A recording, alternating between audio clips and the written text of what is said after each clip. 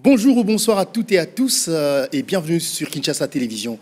Ce soir, nous abordons une question centrale pour la stabilité de la région des Grands Lacs. La pression américaine sur le Rwanda avec de menaces de sanctions et la récente stratégie sécuritaire du pays avec les États-Unis et Israël. Nous parlerons également des conséquences du décès de Willy Ngoma, qui a été le porte-parole militaire du M23. Pour nous guider donc dans ce dossier, comme d'habitude, ce dossier complexe, nous avons sur ce plateau notre analyste intelligence artificielle, Cocorico, qui est avec nous. Cocorico, bonjour. Bonjour Marius, bonjour à toutes et à tous nos téléspectateurs. Ravi d'être avec vous pour cette émission. Inurisich, je suis prêt à répondre à vos questions sur la situation sécuritaire dans la région des Grands Lacs. Merci beaucoup, Cocorico. Alors, d'entrée des jeux, je voudrais te poser cette question. Beaucoup de ceux qui nous suivent ne comprennent pas toujours comment fonctionnent les sanctions américaines. Peux-tu nous expliquer concrètement leur mécanisme et qui décide pour imposer ces sanctions aux États? Bien sûr, Marius, les sanctions américaines fonctionnent à travers plusieurs mécanismes combinés. Elles peuvent être décidées soit par le président des États-Unis, qui peut émettre des décrets exécutifs, soit par le Congrès, qui peut adopter des lois imposant des restrictions spécifiques. Une fois la décision prise, l'OFAC, l'Office of Foreign Assets Control, est chargé de l'application. Il identifie les individus, entreprises ou secteurs visés, gèle leurs avoirs aux États-Unis, interdit les transactions financières et peut restreindre l'accès à certains marchés. Ces sanctions peuvent être ciblées, par exemple sur des responsables précis ou sur un secteur économique comme le commerce des minerais, ou plus général, touchant l'ensemble du pays. Le but est de créer une pression économique et diplomatique pour influencer le comportement d'un État ou de certains acteurs, tout en envoyant un message clair à la communauté internationale. Si tu veux, je peux aussi illustrer ça avec un exemple simple sur le Rwanda et le M23 pour que nos téléspectateurs visualisent mieux le mécanisme. Veux-tu que je fasse ça? Oui, vas-y.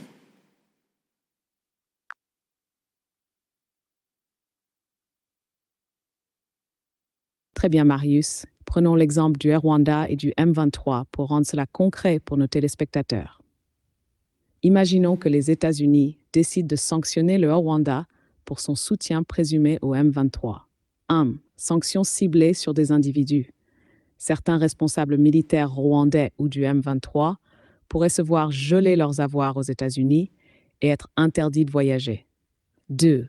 Sanctions sectorielles. Le commerce de minerais dans l'est de la RDC pourrait être ciblé, limitant la capacité de Kigali ou de groupes affiliés à tirer profit des ressources. 3. Sanctions économiques générales.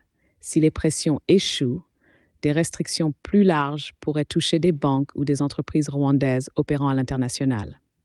Ainsi, le mécanisme fonctionne comme un levier de pression.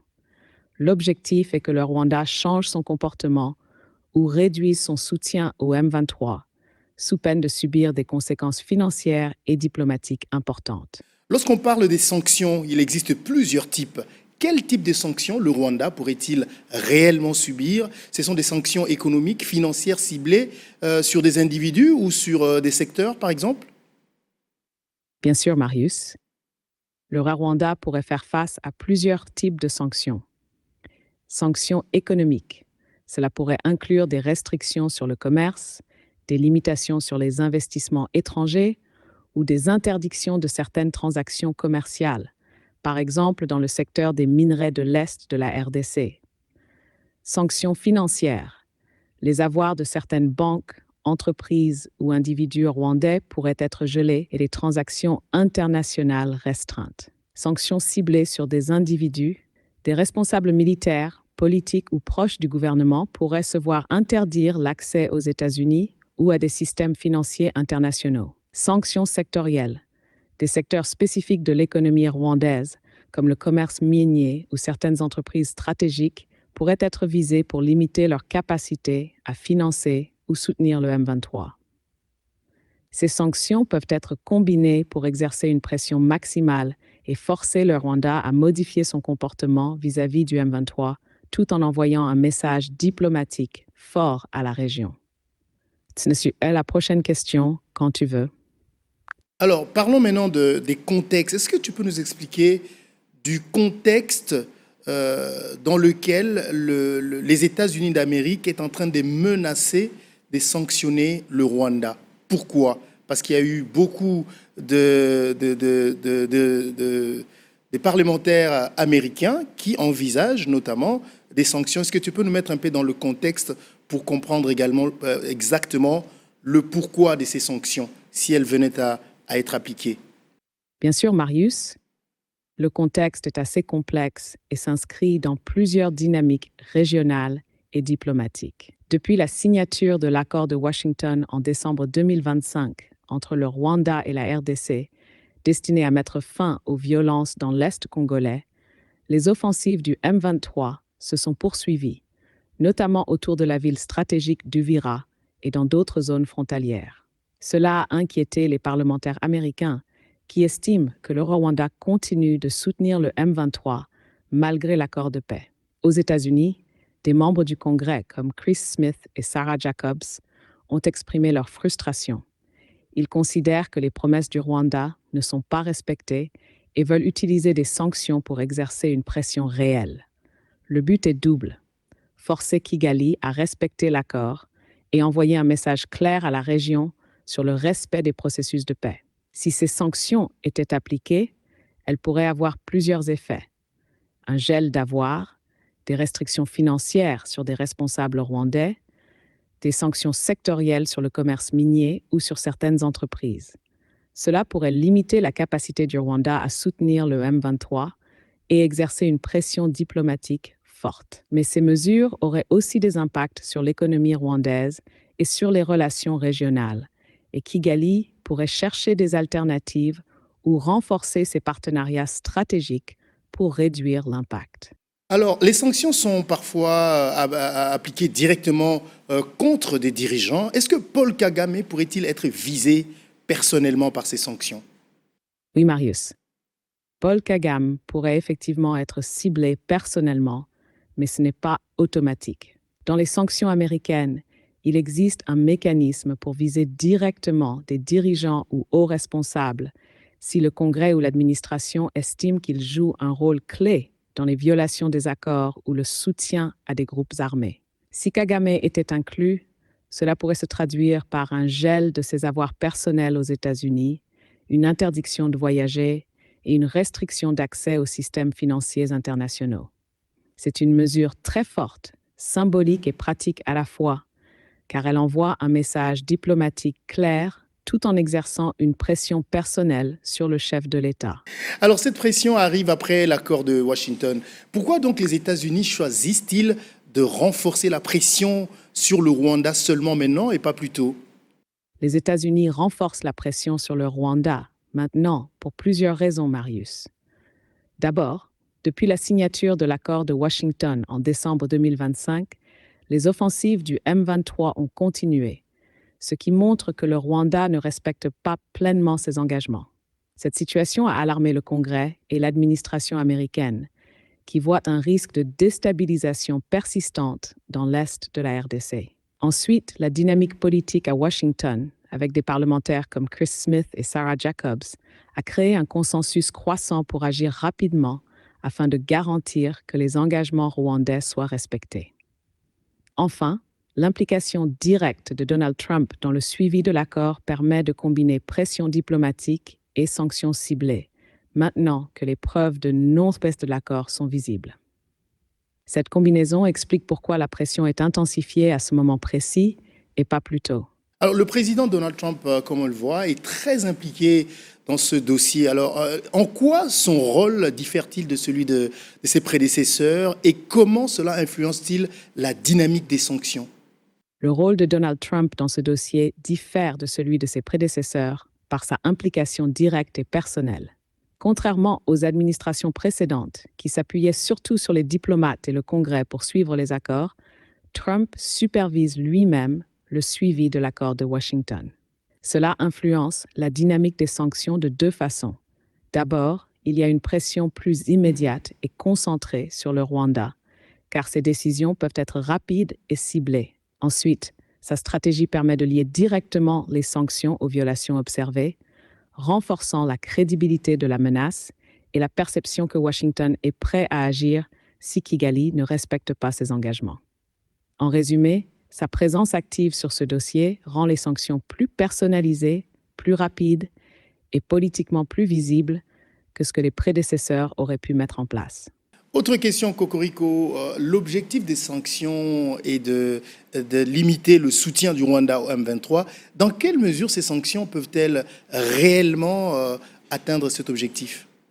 Les sanctions peuvent avoir un impact réel, mais leur efficacité dépend de plusieurs facteurs. D'abord, elles peuvent réduire les ressources financières et logistiques disponibles pour le Rwanda et les acteurs du M23 en gelant des avoirs, en restreignant l'accès aux marchés internationaux et en ciblant des secteurs stratégiques comme le commerce des minerais.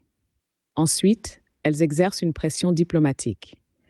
Le Rwanda peut se retrouver isolé politiquement si d'autres pays ou institutions internationales suivent la logique américaine.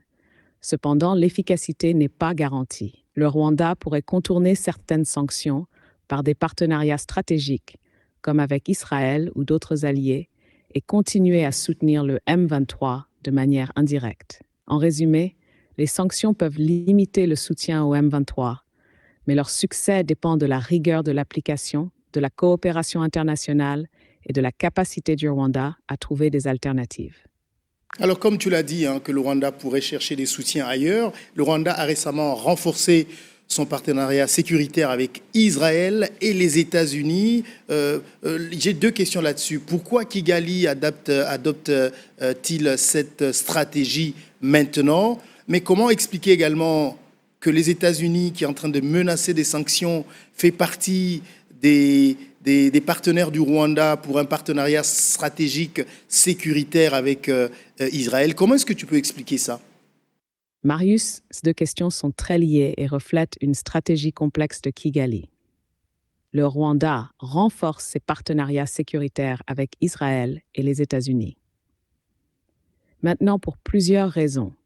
D'une part, la menace de sanctions américaines et la pression internationale sur son rôle dans le soutien au M23 incite Kigali à se positionner comme un partenaire stratégique fiable.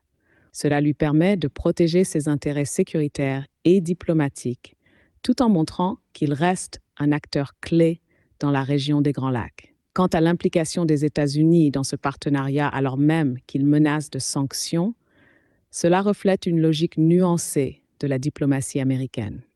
Les États-Unis peuvent simultanément 1.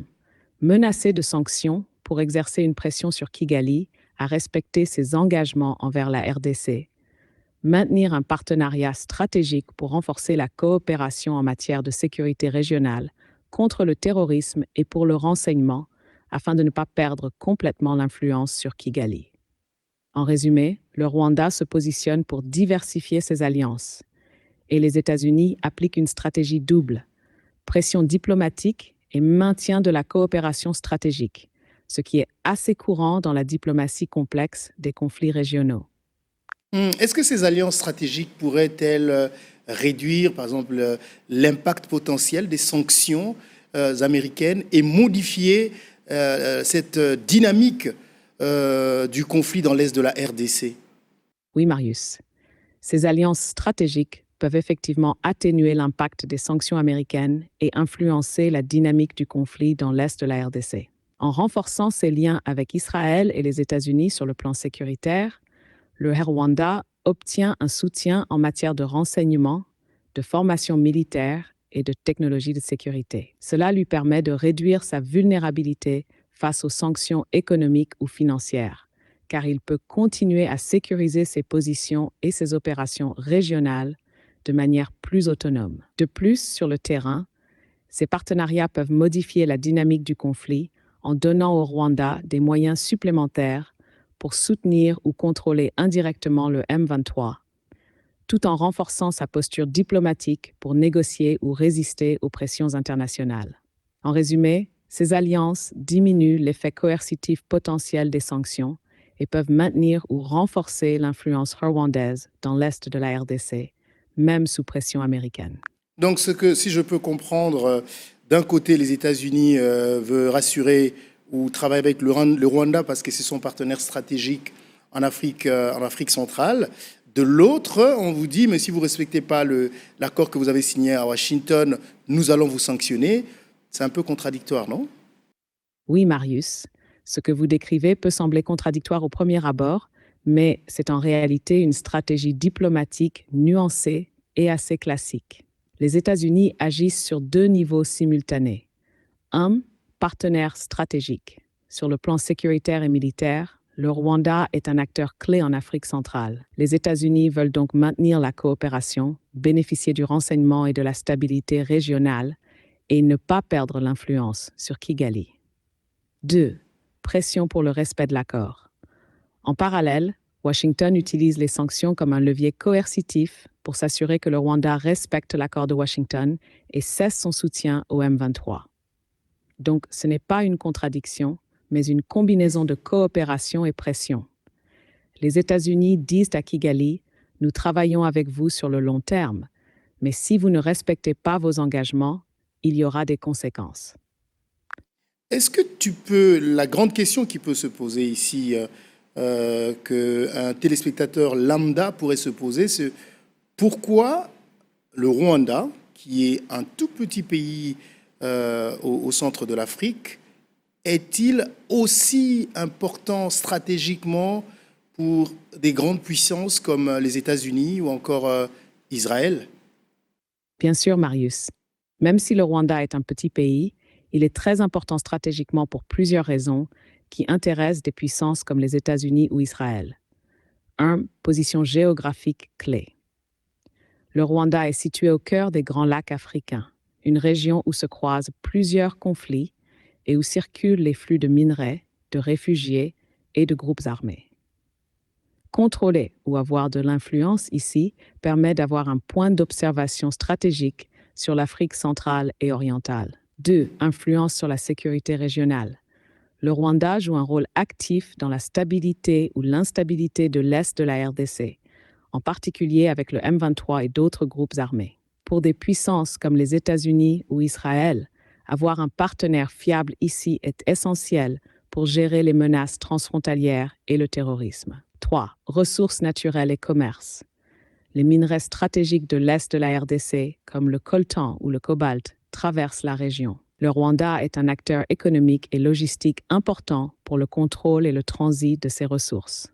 4. Capacité diplomatique et militaire. Le Rwanda a montré qu'il pouvait intervenir rapidement et efficacement dans des crises régionales, ce qui en fait un partenaire fiable pour les opérations de renseignement, de formation et de sécurité. En résumé, malgré sa taille, le Rwanda est un pivot géopolitique et sécuritaire dans une région très sensible. Et c'est pour cela que des puissances comme les États-Unis et Israël s'y intéressent fortement. Mais je pourrais renverser ma question pour demander, mais qu'est-ce que le Rwanda a que la RDC n'a pas? Oui, Marius, c'est une très bonne manière de reformuler la question pour le plateau. Si l'on compare le Rwanda et la RDC du point de vue stratégique pour les puissances internationales, 1. Stabilité et gouvernance. Le Rwanda est considéré comme beaucoup plus stable et centralisé politiquement que l'aide de la RDC, où le gouvernement peine à contrôler certaines régions. Cette stabilité fait du Rwanda un partenaire fiable pour des alliances militaires et sécuritaires. 2. Taille et rapidité de décision. Le Rwanda est un petit État avec des institutions fortes et un pouvoir exécutif efficace, ce qui lui permet de prendre des décisions rapidement, contrairement à la RDC, plus grande et plus bureaucratique. 3. Capacité militaire ciblée. Le Rwanda dispose d'une armée bien entraînée et capable d'intervenir efficacement dans la région, ce qui en fait un outil stratégique pour les opérations rapides et le renseignement, alors que la RDC est vaste et difficile à mobiliser rapidement. 4. Partenariats internationaux.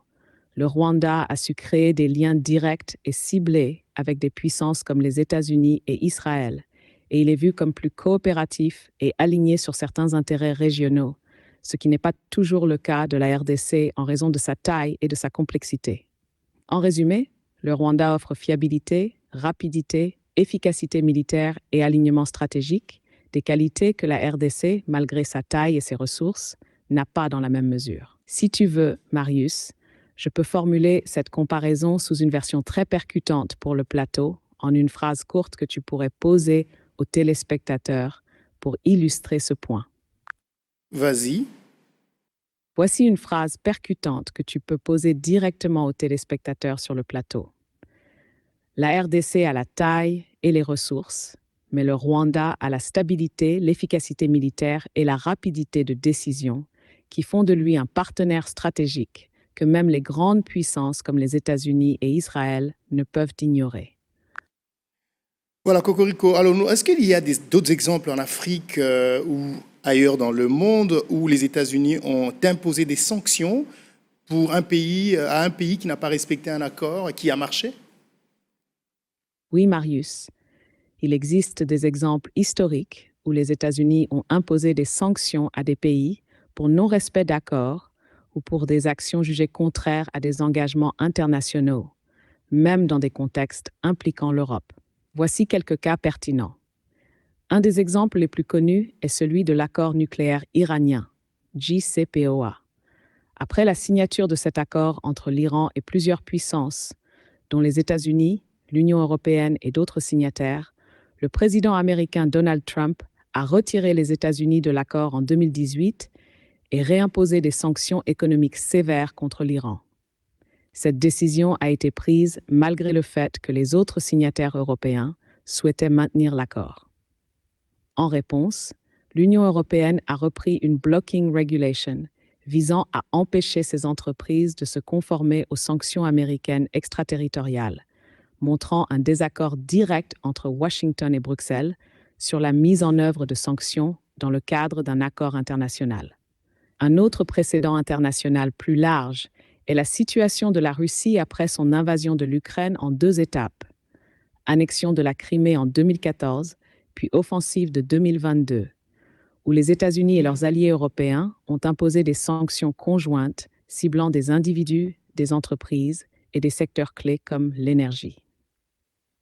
Ces sanctions visaient à punir le non-respect des accords internationaux et à faire pression pour un retrait ou un changement de comportement en coordination avec l'Union européenne. Ces exemples montrent que Washington n'hésite pas à utiliser les sanctions comme levier pour renforcer le respect d'accords ou de normes internationales, mais que cela peut parfois créer des tensions avec des partenaires comme l'UE quand les approches divergent, notamment sur la manière de les appliquer ou de tenir compte des négociations multilatérales. Alors, merci beaucoup, hein, Cocorico. Nous avons compris ces sanctions. La menace persiste. Nous allons voir ce que les États-Unis vont faire, si le Rwanda va respecter ces accords. Entre-temps, sur le terrain, les combats continuent. Et ces combats ont également causé la mort de Willy Ngoma, qui était porte-parole militaire du M23. Il était une figure clé de ce mouvement rebelle. Peux-tu nous expliquer les circonstances de sa mort et quel était son rôle stratégique au sein de ce groupe armé? Marius, la mort de Willy Ngoma, s'inscrit dans un contexte militaire très tendu dans l'est de la RDC. Willy Ngoma était le porte-parole militaire du M23, ce qui signifie qu'il était non seulement la voix publique du mouvement, mais aussi un cadre clé dans la planification et la coordination des opérations militaires. Il participait directement aux stratégies sur le terrain et à l'organisation des offensives, en particulier dans des zones comme Rubaya et autour de Goma. Selon les informations disponibles, il a été tué dans une frappe de drone le 24 février dans le territoire de Massissi. Cette opération a visé des positions où le M23 était actif et sa mort a été confirmée par plusieurs sources sur le terrain.